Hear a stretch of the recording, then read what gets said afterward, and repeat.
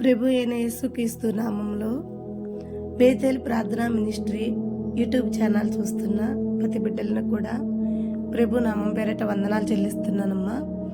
దయచేసి ప్రతి ఒక్కరము కూడా ఈ లెంట్ డేస్ శ్రమల కాలంలో మనము ఏ స్థితిలో పడిపోయి ఉన్నామో, ఏ పరిస్థితిలో పడిపోయి ఉన్నామో, ఏ పక్క మనకి ఆదరణ లేక పైకి ఎలా రావాలో తెలియని జీవితాల్లో నలిగిపోతున్న మనందరితో దేవుడు మాట్లాడి మనమున్న స్థితిలో నుండి పైకి వచ్చే మార్గమే ఈ లెంట్ డేస్ శ్రమల కాలాలు, 40 వాక్యాలు, 40 మెట్లు అన్నమాట.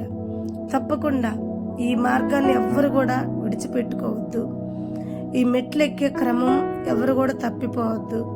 ప్రతి దినము తప్పకుండా ఈ ఆశీర్వాదాలు మనకు కావాలి.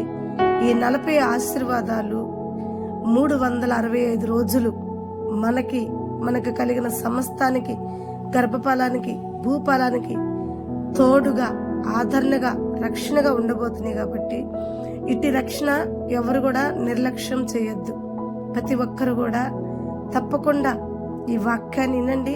ఈ 40 రోజుల సహవాసంలో అందరూ ఎదగండి. ఏ స్థితిలో నువ్వు పడిపోయి ఉన్నావో, ఏ పరిస్థితిలో నువ్వు పడిపోయి ఉన్నావో, తప్పకుండా ఆ స్థితి నుండి, ఆ పరిస్థితి నుండి దేవుడు నిన్ను ఒడ్డుకి చేర్చే ఆశీర్వాదమైన ఈ మెట్టులు తప్పకుండా దేవుడు నీ వద్దకు పంపించును గాక. ఆమేన్.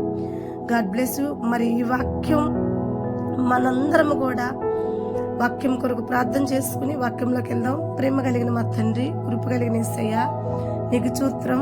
ఈ దినము కూడా నా తండ్రి, ఇప్పటి వరకు 25 వాక్యాలు మేము పూర్తి చేసుకుని ఉన్నాం ప్రభా.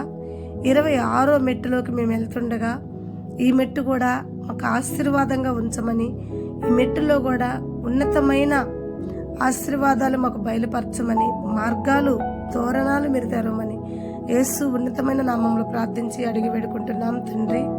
ఆమేన్. మరి ఈరోజు వచ్చి మనం ఎక్కుతున్న మెట్టు 26 మెట్టు. మరి చూద్దాం. కీర్తనల గ్రంథం 102వ కీర్తన 9వ అధ్యాయంలో భక్తుడు తన ఒక పడిపోయిన స్థితిని పదే పదే దేవుడి వద్ద మొరపెడుతూ ఉంటాడు. ఎంత మొరపెడుతున్నాడంటే, అయ్యా నేను ఓడబాతు లాంటి వాడిని, అయ్యా ఎగిరిపోయే గాలిలాగా ఉన్నాను, నా జీవితం శత్రువుల చేత శోధింపబడుతున్నాను, అయిన వారి చేత అవమానించబడుతున్నాను, నా వారు అనుకున్న వారి చేత నేను గాయాలు పొందుకుంటున్నాను, నాకు ఇంకా ఏ ఆదరణ లేదు ప్రభా, శిథిలమైపోయిన నా జీవితానికి నీవే నాకు తోడు, నీవే నాకు ఆదరణ, నీవే నాకు రక్షణ, కనుక నన్ను జ్ఞాపకం చేసుకో. దేవుడితో మొరపెట్టుకుంటూ తన బాధని, తన దుఃఖాన్ని, సమస్తాన్ని కూడా, తనకున్న ఇరుకు, ఇబ్బంది అంతా కూడా దేవుడితో మాట్లాడుకుంటూ, దేవుడి వద్ద కన్నీరు కారుస్తూ, తన కష్టాన్ని దేవుడితో తీసుకుంటున్న సమయం దేవుడితో అంటున్నాడు, అయ్యా భోజనం చేయలేకపోతున్నాను, నీళ్లు తాగలేకపోతున్నాను, నా స్థితిగతులు మారిపోతున్నాయి, నా వైపు చూడు ప్రభా.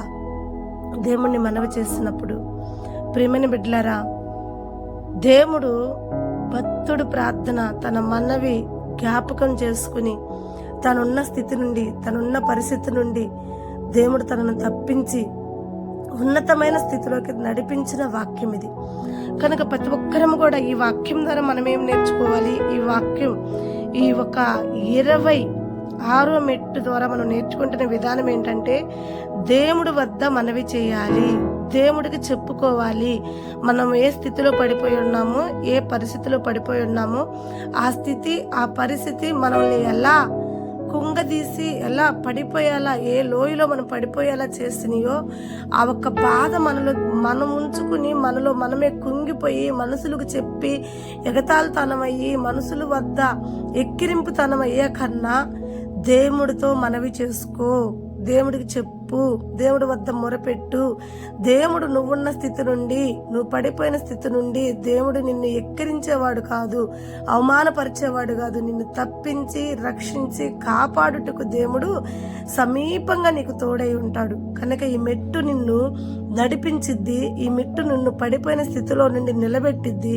ఈ ఒక్క మెట్టు నిన్ను స్థితిగతులు మార్చి నీ స్థానము నుండి, నువ్వు ఏ స్థానంలో ఇబ్బంది పడుతున్నావో ఆ స్థానము నుండి ఉన్నతమైన స్థానంలో నిన్ను చేరుస్తుంది. కాబట్టి నువ్వు దీవించబడాలనుకుంటే తప్పకుండా దేవుడి వద్ద మనవి చేసుకో, దేవుడికి మొరపెట్టు. ఈ వాక్యం నీకు నచ్చితే లైక్ చేయి, అనేకరికి షేర్ చేయి. ముఖ్యంగా ఈ ఛానల్ని సబ్స్క్రైబ్ చేసుకుని మీరందరూ కూడా దేవుడికి దగ్గరగా ఉండి దేవుడికి మొరపెట్టమని మరి ఈ వాక్యం ద్వారా దేవుడు మీకు తెలియజేశాడు. కాబట్టి తప్పకుండా భక్తుడు మొరపెట్టినట్టే మనం పడిపోయిన స్థితిలో మనం కూడా మొరపెడితే దేవుడు మన మొర ఆలకించి మనల్ని కాపాడును గాక. God bless you. దేవుడు మిమ్మల్ని అందరినీ దీవించి ఆశీర్వదించి ఉన్నతమైన స్థానంలో నిలబెట్టును గాక.